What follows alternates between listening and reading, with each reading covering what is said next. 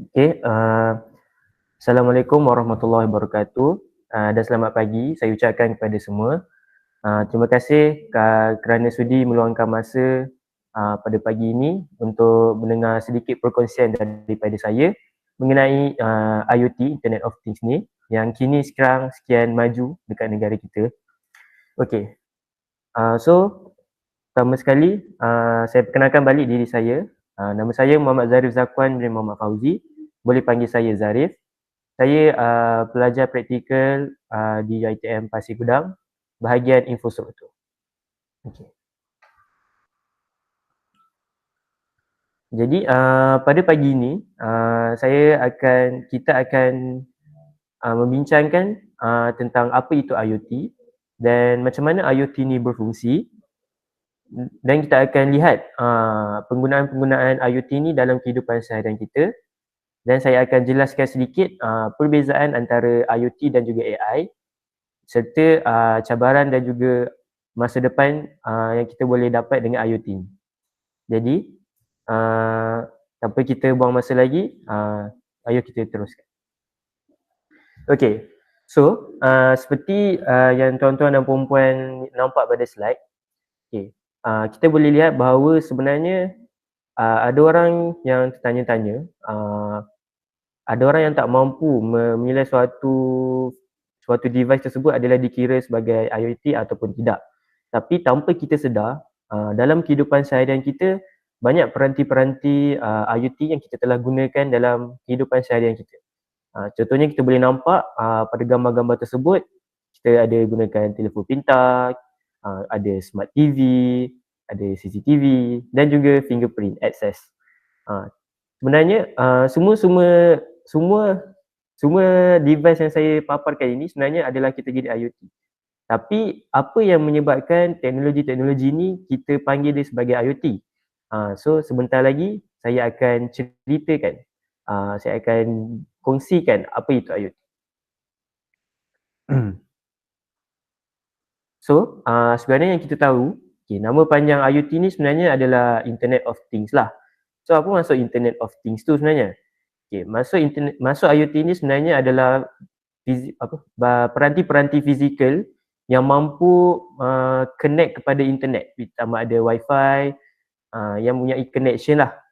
Dan peranti-peranti fizikal ni berpotensi untuk mengumpul data dan juga berkongsi data kepada kita, sama ada secara automatik ataupun secara remote lah. So itu adalah maksud daripada IoT. Itulah adalah IoT. Okey, kenapa peranti-peranti ni dipanggil Internet of Things? Kenapa dia tak dipanggil istilah-istilah yang lain? So pertama sekali, kenapa internet? Sebab peranti-peranti IoT ni secara amnya memang memerlukan connection. Memang memerlukan connection lah. Sebab apa? Sebab connection ni adalah cara untuk dia berkomunikasi antara kita dengan dia.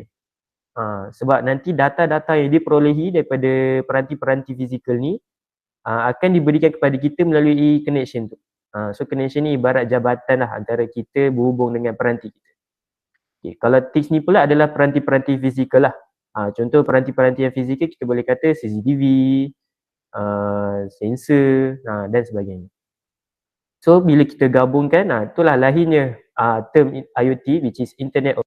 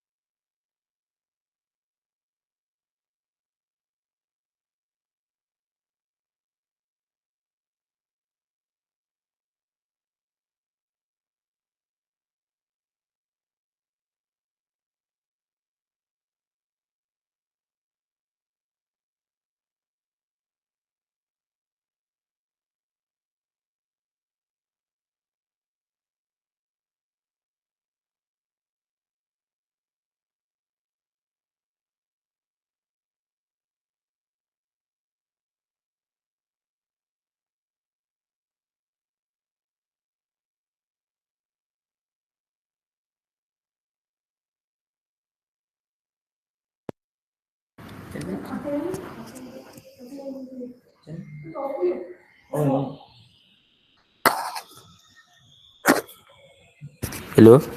boleh dengar ke? Okey.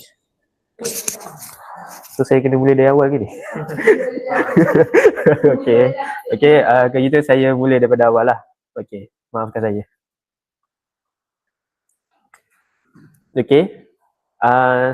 Kembali kepada permulaan sesi kita pada hari ini.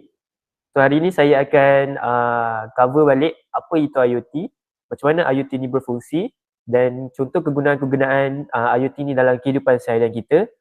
Dan saya akan bincang sedikit apa perbezaan antara IoT dan juga AI, sebab sekarang ada orang yang confused. Ada yang kata IoT itu AI, IoT banyaklah. Adakah IoT dengan AI ni sebenarnya benda yang sama ataupun berbeza? Sekejap lagi kita akan bincangkan dan apa cabaran dan masa depan kita dengan IoT ni. Okey.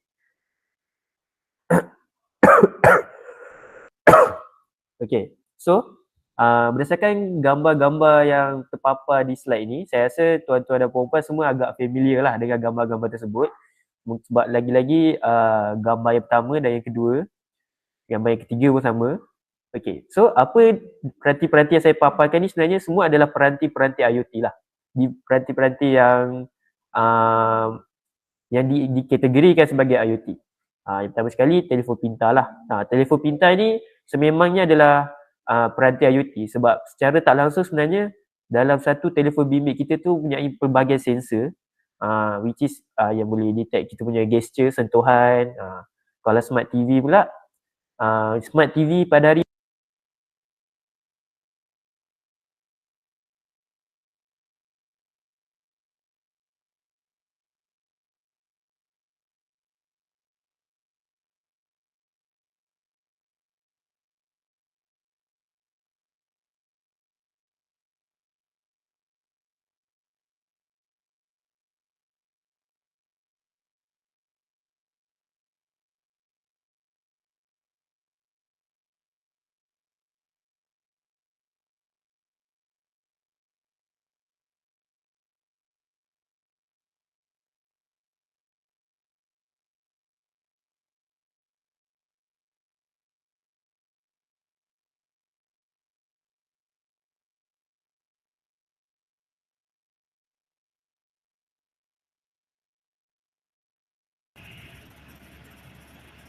Hello, boleh dengar ke? Kali ni boleh dengar suara saya? Okey, baik. Okey. Baru ada. Aduh. Okey, saya ulang boleh? Kali ni okey, saya sambunglah. Saya akan sambung. Okey. Berdasarkan empat-empat gambar ni, empat-empat gambar ni saya rasa gambar yang familiar lah pada tuan-tuan dan puan-puan. So pertama sekali kita ada telefon bimbit, lepas tu yang kedua kita ada smart TV, kita ada CCTV dan juga fingerprint access. So secara tak langsung sebenarnya sedar tak sedar dalam kehidupan seharian kita, kita dah banyak menggunakan peranti-peranti IoT sebenarnya. Yang paling mudah adalah telefon bimbit kita lah, sebab telefon bimbit kita, telefon pintar kita ni sebenarnya adalah tempat kita untuk berkomunikasi, mencari maklumat. So semestinya seadanya dalam satu hari tu kita tak akan sentuh telefon bimbit kita langsung. Mesti ada sekali. Sekurang-kurangnya sekali. Yang kedua, smart TV. Kita dapat lihat bahawa televisyen sekarang dah tak sama, dah semakin maju berbanding dengan televisyen yang dulu. Televisyen yang sekarang kita dah boleh connectkan dia dengan wifi untuk kita akses YouTube, Google dan Netflix. Dan yang ketiga kita ada CCTV dan yang terakhir sekali kita ada fingerprint access. So mungkin ada setengah orang yang dia kata saya tak tahu pun yang di peranti ni IoT ke apa, tapi sedar tak sedar sebenarnya peranti IoT tu sebenarnya memang dekat dengan dia. Memang dia dah guna dalam satu hari tu. Dia mula dengan contoh ada setengah orang yang akan bangun pagi dengan phone alarm dia kan, alarm phone dia. So itu pun merupakan salah satu kebolehan peranti-peranti IoT pada telefon pintar lah. Kemudian dia masuk office dengan access card. Kemudian kalau dia ada pasang CCTV dekat rumah dia, yang boleh detect pergerakan, yang boleh ada sensor, itu pun dikira sebagai peranti-peranti IoT. Okay. So, So tapi sebelum kita pergi lebih lanjut, kita kena terlebih dahulu kita kenalah tahu apa tu IoT sebenarnya. So IoT ni sebenarnya adalah peranti-peranti fizikal yang mampu connect, yang mampu mempunyai connection dan boleh collect data dan juga kongsikan data kepada kita, sama ada secara automatik ataupun secara remote lah, kita yang control dia. Okay.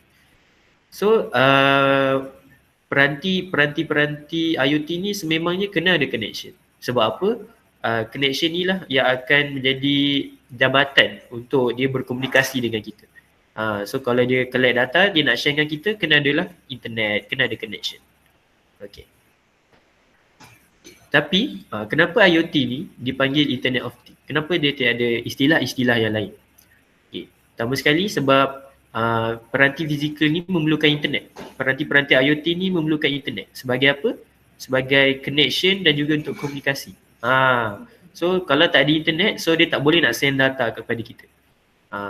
Dan biasanya Internet of Things ni memang peranti-peranti fizikal lah. Apa contoh peranti-peranti fizikal? Telefon kita, CCTV, boleh jadi printer dan sebagainya. Aircon, kipas. So bila kita gabungkan istilah-istilah ni, jadilah IoT, which is peranti-peranti fizikal yang boleh berkomunikasi dengan kita secara online.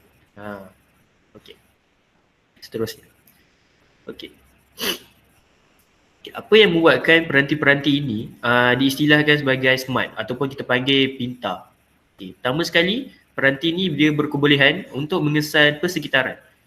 Okay. Untuk pengetahuan tuan-tuan dan puan-puan semua, dekat peranti-peranti IoT ni semua ada satu sensor. Bukan satu lah, mungkin ada banyak sensor. Jadi sensor-sensor ni lah yang akan berfungsi untuk mengesan persekitaran, sama ada dari segi perubahan haba, ada pergerakan, masa. Jadi sensor-sensor ni lah yang akan mengumpul data dan akan bagi kepada kita. Okay. Yang kedua, peranti-peranti ni dia boleh connect kepada internet. Sebab apa? Sebab kalau berbalik kepada terms IoT tadi, kalau tiada internet, maka peranti-peranti fizikal ni tak boleh nak berkomunikasi, tak boleh nak bagi data kepada kita. Kalau dia tak ada internet, mungkin dia mampu beroperasi secara biasa, tapi dia tak mampu nak bagi data yang dah di-update kepada kita. Sebab peranti-peranti ni ikut persekitaran. Dia akan collect data ikut perubahan persekitaran. So dia kat situ berkadar terus. Sekali dengan yang ketiga, iaitu peranti ni boleh menghantar dan menerima data. So dia terima data daripada sensor dan melalui connection ataupun internet, dia boleh hantar data tu kepada kita. Dan yang terakhir, peranti-peranti ini boleh berfungsi secara automatik ataupun secara remote lah, ataupun kita boleh control dia daripada jauh. So ini adalah kenapa peranti-peranti tersebut kita boleh dipanggil sebagai peranti pintar ataupun smart. Okay. Terusnya. Okay. Kali ini saya akan buat perbezaan. Okay. Apa yang membezakan peranti-peranti biasa, peranti-peranti yang normal dengan peranti-peranti IoT, device-device IoT ni.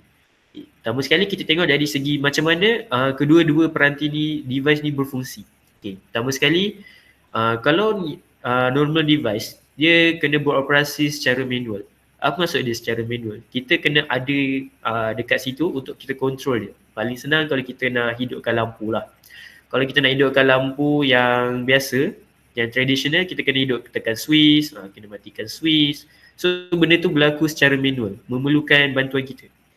Tapi ada setengah lampu yang mungkin kita pasang kat rumah kan, yang mampu beroperasi secara automatik, ataupun kita dah boleh set masa kan, pukul 7 pagi tutup lampu, pukul 7 malam lampu tu terbuka.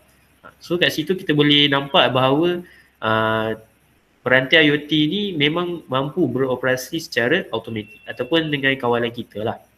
Okay. So untuk yang kedua, normal device ni dia tak terima sebarang data pun. Dia tak ada pengumpulan data pun. Macam hidupkan lampu tadi, dia bertindak bukan atas data, dia bertindak atas switch tu. So kita on kan barulah dia on. Kalau dia off baru dia off. Kalau macam IoT, macam peranti IoT ni, mungkin ada setengah lampu yang dia boleh detect macam brightness suatu bilik tu. Kalau contoh dia nampak bilik tu dalam keadaan gelap ke, barulah lampu tu akan hidup. So dia collect data daripada sensor tu. Lepas tu sensor tu akan kata kepada dia macam bahawa bilik ni dah gelap, so kita kena hidupkan lampu. So kat situ dia akan beroperasi lah. Data yang dia ambil tu, kemudian dia akan transfer, kemudian lampu tu pun akan hidup lah, akan beroperasi secara automatik. Macam tu. Kemudian yang ketiga, peranti-peranti device ni standalone. Apa maksud standalone ni? Maksud standalone bagi normal device ni sebenarnya dia tak memerlukan sebarang, bukan tak perlukan bantuan. Bukan nak kata dia ni independent, tak. Dia sebenarnya tak memerlukan internet untuk dia berfungsi. Macam switch biasa dekat rumah kita tu hanya memerlukan elektrik sahaja. Tak perlu nak connect kepada wifi untuk dia berfungsi. Sebab dia tak ada nak hantar data pun kepada kita. Tapi kalau device-device IoT, dia memerlukan connection wifi. Dia memerlukan internet supaya dia dapat beroperasi dengan baik, supaya dia dapat share data dia kepada kita. So yang terakhir sekali, peranti normal ni dia punya, kita boleh kontrol dia secara limited. Apa maksud saya secara limited? Mungkin jarak kita nak kontrol dia tu terhad. Macam switch tu, kita tak boleh nak kontrol switch lampu tu daripada jauh. Kita kena dekat dengan switch tu supaya kita boleh kontrol lampu tu. Tapi kalau peranti IoT, remote control, maybe kita boleh kawal lampu tu melalui telefon kita. Telefon kita boleh remote dia daripada jauh. So itulah yang membezakan apa peranti yang biasa dengan peranti IoT. Okay. Terus.